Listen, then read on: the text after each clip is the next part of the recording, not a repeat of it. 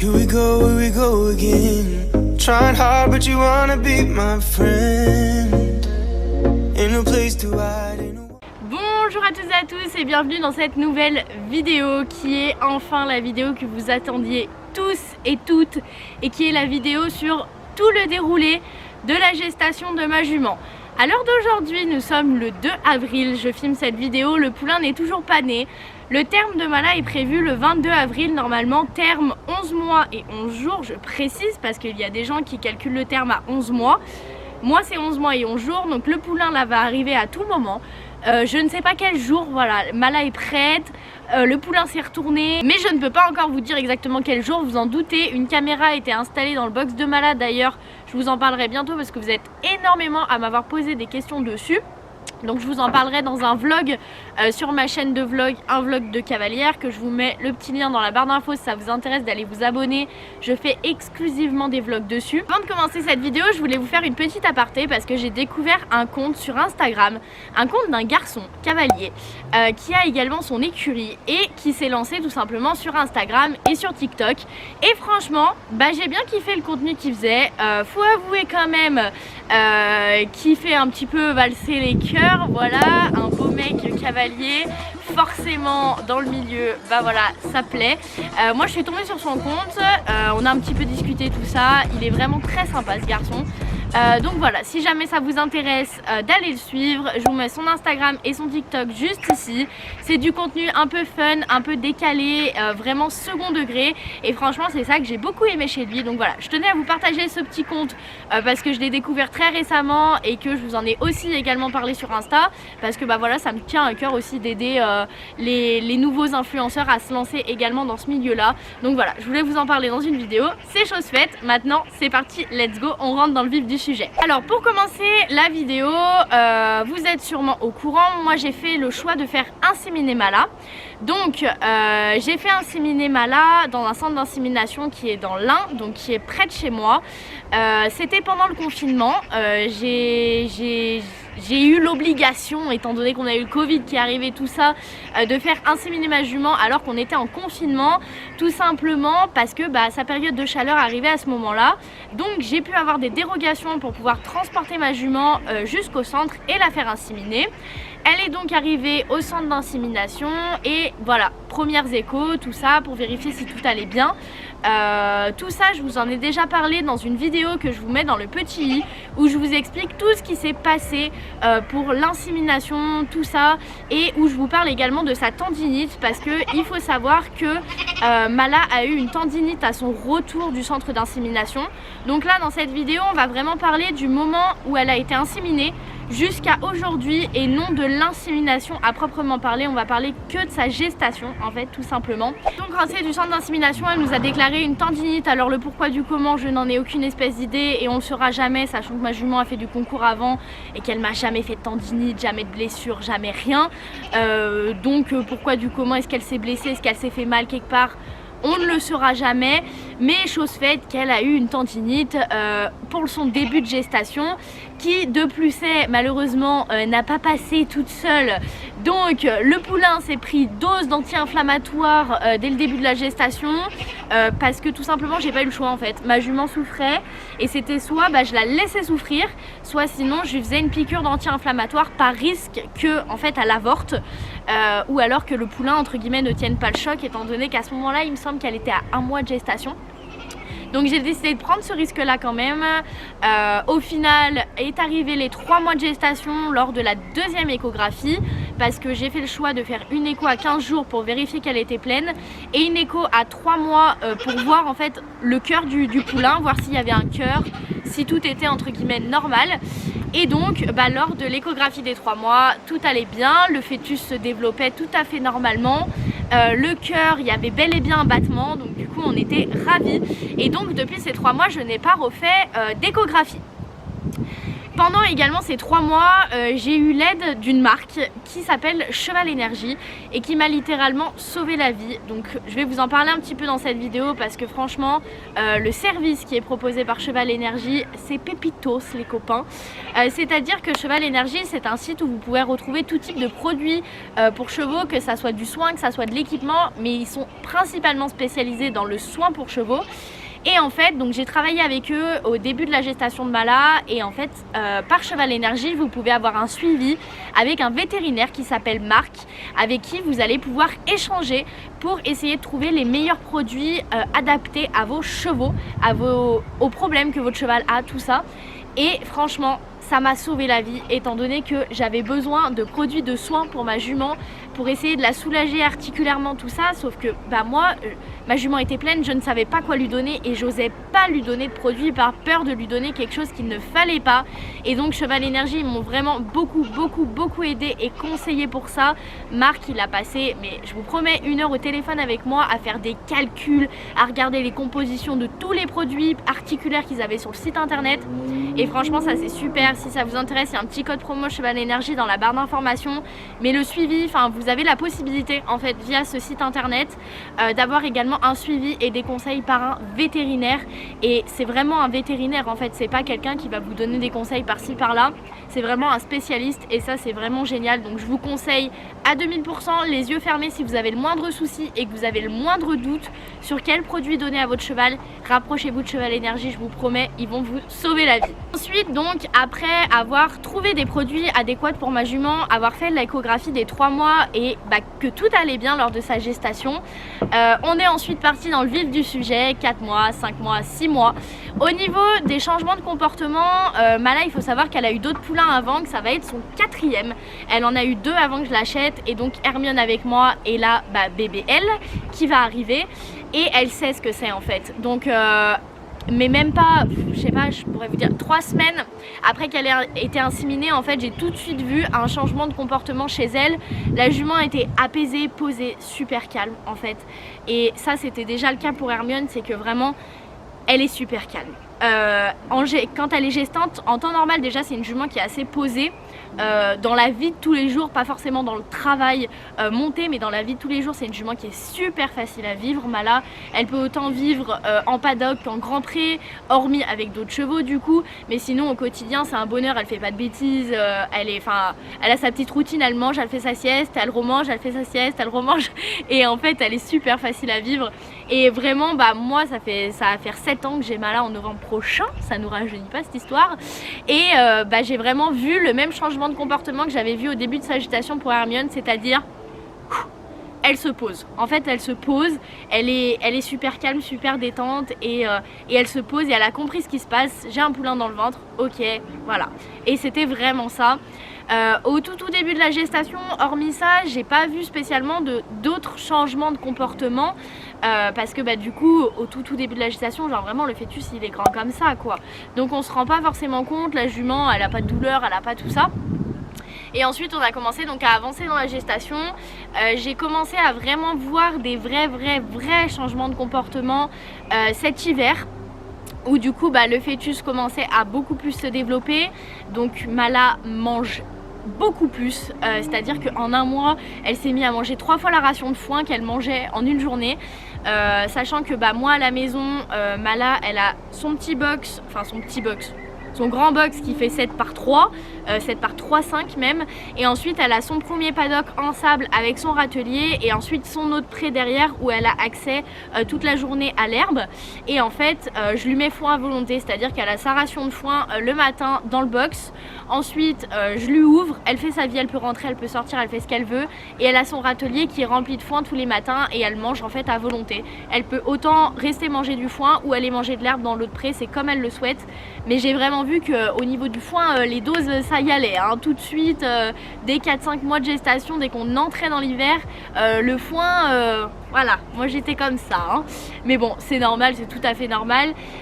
J'ai donc augmenté sa ration de grains très progressivement. Donc au début elle avait 1 litre de grains le midi, 1 litre de grains le soir, et c'est ce qu'elle avait avant quand elle était non gestante et au travail, étant donné que encore une fois foin à volonté, herbe à volonté.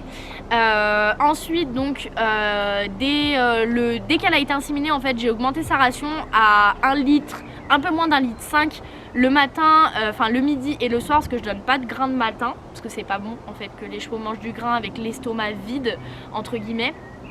Donc voilà, le matin elle a pas de grain, elle a uniquement son foin. Et ensuite en fait progressivement tout au long de la gestation j'ai augmenté la dose de grains, mais c'était pas 0,5 par 0,5, c'était vraiment 4 graines par 4 graines, genre c'était hyper progressif, toujours avec ces compléments du coup de chez Cheval Énergie articulaire. Cette cure là je l'ai fait pendant 3 mois et ça lui a fait vraiment beaucoup de bien. En même temps, je vous ai pas dit que l'échographie des 3 mois, on a refait une échographie donc de son tendon pour regarder sa tendinite, et en fait là ça allait être véridique. C'est à dire que si là avec le poids entre guillemets déjà du poulain, le fait qu'elle travaille plus, si le tendon s'était pas un petit peu réparé, c'est que après le poulain, avec le poids du poulain tout ça, je ne pourrais plus jamais la remonter. Au final échographie, le tendon se répare, donc parfait.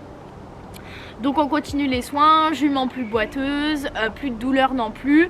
Mais du coup forcément, vous vous en doutez, déjà je n'ai pas pu la faire déferrer, chose que j'avais fait pour Hermione. Mala efférait uniquement des antérieurs, donc je n'ai pas pu la faire déferrer tout simplement parce qu'elle aurait eu beaucoup trop mal aux pieds, de sa tendinite, du poids du poulain et du fait qu'elle a toujours été ferrée des antérieurs quand on faisait du concours et tout ça, parce que Mala déferrée c'est... Enfin au travail ça ne va pas du tout, si elle est au pré il n'y a pas de souci, mais au travail pour ce qu'on... Enfin on faisait pas grand chose mais ça va pas tout simplement. Donc du coup elle est restée ferrée et elle est encore ferrée là à la fin de sa gestation. Et en fait le souci c'est que tendinite, elle a eu douleur, elle a peur d'avoir mal, donc du coup elle se soulage beaucoup plus sur l'antérieur gauche que le droit par peur d'avoir des douleurs. Donc forcément ça fait un petit déséquilibre au niveau des aplombs. Donc le poulain n'aide pas les choses parce que le poulain grandit, grossit, tout ça, et ça met du poids. Je ne vais pas savoir qu'elle allait faire une tendinite avant de la faire inséminer, étant donné qu'elle l'a fait au retour de l'insémination. Donc maintenant c'était fait, c'était comme ça. Au final, bon, plus de douleur, plus tout ça, mais bon, toujours cette peur d'avoir mal et de je me soulage plus à gauche qu'à droite. Donc on a continué dans la gestation.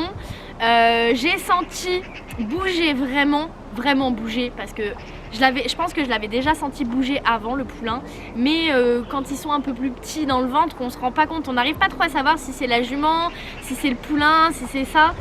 J'ai vraiment commencé à sentir le poulain bouger à 9 mois et demi. 9 mois et demi, pas avant. Ou avant du moins je le sentais bouger, mais je me rendais pas forcément compte de est-ce que c'était le poulain ou pas, donc je ne sais pas. Donc voilà, donc il a commencé à se montrer, je dis il parce qu'on sait pas si c'est un garçon ou une fille, et un bébé c'est masculin, voilà. Je le dis pour la généralité parce qu'on va me le dire dans les commentaires, c'est obligé. Je ne sais pas si c'est un garçon ou une fille, tout simplement parce que j'ai fait le choix de ne pas refaire une échographie et d'avoir la surprise, parce que voilà, si à 3 mois le cœur bat comme il faut, et si tout le long de la gestation la jument n'a pas d'autres comportements, ma jument je la connais, je veux dire s'il y avait eu le moindre souci je l'aurais vu, si le poulain était décédé ou quoi, elle aurait arrêté de manger tout ça et je l'aurais vu. Donc j'ai fait le choix de ne pas refaire d'échographie et c'est ce que j'avais fait pour Hermione. Donc voilà, l'agitation a suivi son fil, j'ai commencé à sentir le poulain bouger vers 9 mois et demi. Je vous mets des petits extraits de vidéos, je vous avais partagé ça sur Insta et franchement c'est un moment sacrément magique. Donc ça c'est trop bien. De la forme de son ventre, je vous dis concrètement, ça se trouve je me trompe sur toute la ligne, hein, mais je vous dis concrètement, elle n'a pas du tout la même forme de ventre que pour Hermione. Mais quand je vous dis pas du tout, c'est genre pas du tout. D'ailleurs là elle est énorme, on dirait qu'elle va exploser dans pas longtemps. Je vous mets une petite photo juste là qu'on avait pris lors d'un shoot il y a une dizaine de jours. On a fait un dernier shoot de gestation de Mala. D'ailleurs les photos arrivent très bientôt sur Insta, ma photographe est en train de les retoucher. Et elle est énorme, on dirait une patate qui va bientôt exploser, genre vivement qu'ils sortent parce que là il y a plus de place. Et du coup ouais, elle a pas du tout la même forme de ventre que pour Hermione. Alors on dit souvent que ça soit pour les femmes ou que ça soit pour les juments, que selon la forme du ventre c'est un garçon ou c'est une fille. Du coup étant donné qu'elle a pas du tout la même forme de ventre, j'avoue que je pencherais plus pour un petit mec. Après ça se trouve je me trompe, c'est une fille. En soi les deux m'iraient, étant donné que si c'est un garçon ça me va parce que j'aurai peut-être mon étalon reproducteur par la suite pour mon élevage. Mais jusqu'à que je m'installe chez moi dans la Loire avec mes prés, que j'ai mes chevaux, tous mes chevaux à la maison, ça risque d'être un peu compliqué. Du coup, si c'est une fille, en même temps j'aurais bien aimé un mec, mais si j'ai une femelle, si j'ai une jument, et ben ça sera vachement plus simple à gérer. Je sais pas si vous voyez, genre mon cœur balance. En soi, les deux m'iraient et je serais aussi contente des deux parce que dans tous les cas, quand on fait un poule à sa jument, que ça soit un garçon ou une fille, c'est trop cool et c'est une expérience de ouf. Voilà. Ensuite, dernier petit point du coup que je voudrais aborder avec vous. Là, avant-hier, le maréchal est venu pour la reférer en fait tout simplement. Les abonnés vous demandent. Bah oui, ça va mon amour. La patata va se gratter et rentrer dans le box. Du coup le maréchal est venu avant-hier pour la reférer parce que elle commençait à être un petit peu long. Et au début on s'était dit bon on attend qu'elle pouline pour la reférer et au final on l'a reféré là. On l'a reféré là avant qu'elle pouline étant donné que le poulain n'arrivait pas. Donc au final c'est pas plus mal.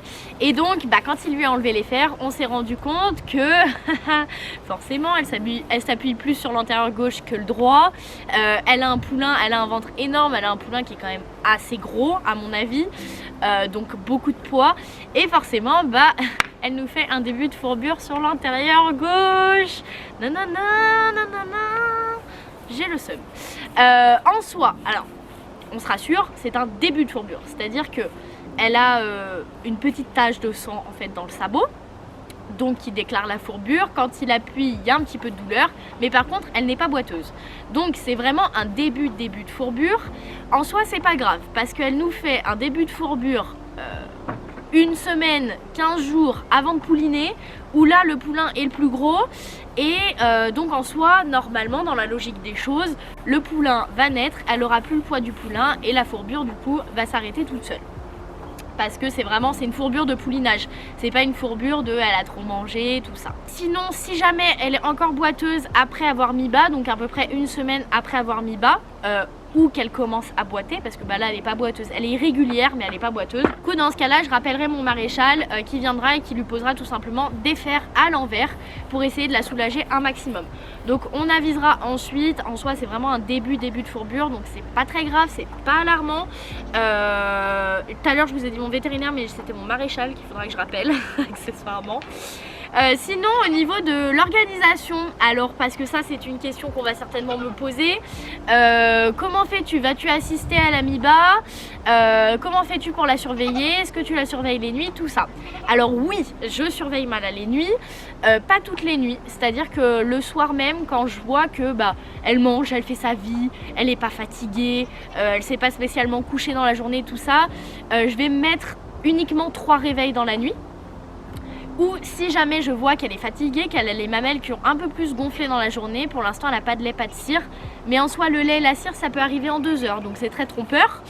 Sachant que là elle est vraiment imminent à mettre bas. Elle peut ne pas faire de cire ni de lait quand je vais la nourrir le soir, en faire pendant la nuit et pouliner à 5 h du matin, c'est totalement possible. Donc voilà, je me fie pas trop à ça. Et soit si elle est pas agitée, je me mets seulement 2 réveils, 3 réveils dans la nuit pour regarder qu'est-ce qui se passe.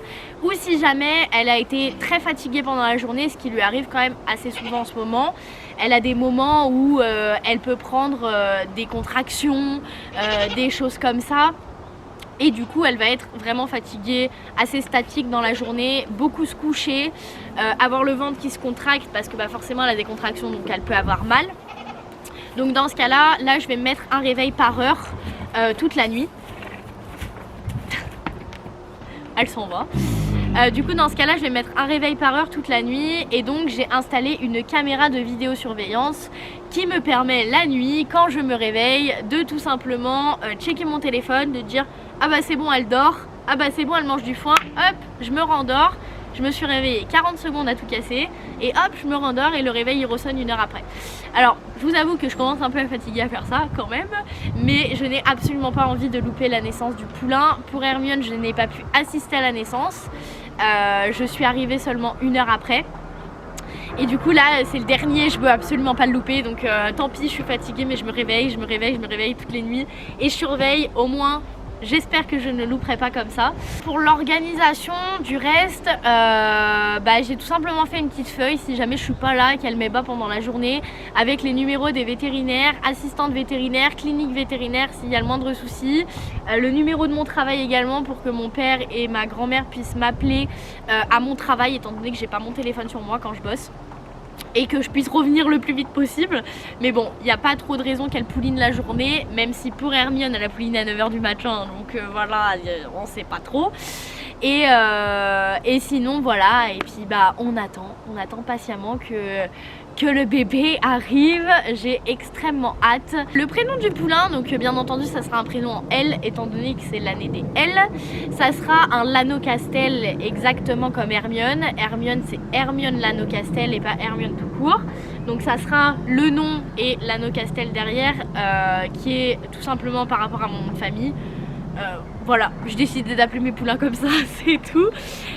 Il sera approuvé AES, inscrit au studbook AES exactement comme Hermione. Et pour le prénom du coup, j'en ai 3. Les prénoms sont donc déjà choisis. Un prénom fille, un prénom garçon et un prénom mixte. Je choisirai donc le prénom à la naissance, selon sa petite bouille et quel prénom lui va le mieux. Mais je ne vous le dirai pas. Voilà, je vous ai mis le suspense jusqu'à la fin de la vidéo. Exactement comme Hermione, je ne vous le dirai pas. Tout simplement pour 2 raisons. Parce que déjà, je trouve ça vachement plus cool de vous garder la surprise jusqu'à la naissance. Deuxième raison, même si mon poulain naît assez tôt dans l'année, donc je pense que voilà, je n'ai pas envie que tous les poulains, tous les poulains, je généralise, mais que beaucoup de poulains s'appellent comme le mien. C'est donc pour ça que voilà, je veux garder le nom secret jusqu'à la naissance. Vous le saurez bien entendu à la naissance, je vous l'annoncerai. J'ai prévu de vous l'annoncer d'une façon assez cool d'ailleurs. Voilà, bref, je vous spoil quand même pas tout. Et voilà, je pense que cette petite vidéo a répondu à beaucoup de questions. Vous l'attendiez depuis très longtemps. J'espère vraiment qu'elle vous a plu. Si vous voulez un peu plus d'explications là-dessus, je vous invite à regarder la vidéo de Mala sur sa tendinite où je vous raconte tout ce qui s'est passé. Je vous parle beaucoup de son insémination dedans également. Donc voilà, ça pourrait compléter également cette vidéo-ci. Et moi sur ce, j'espère que cette vidéo vous a plu et je vous retrouve très bientôt pour une nouvelle vidéo. Bye bye!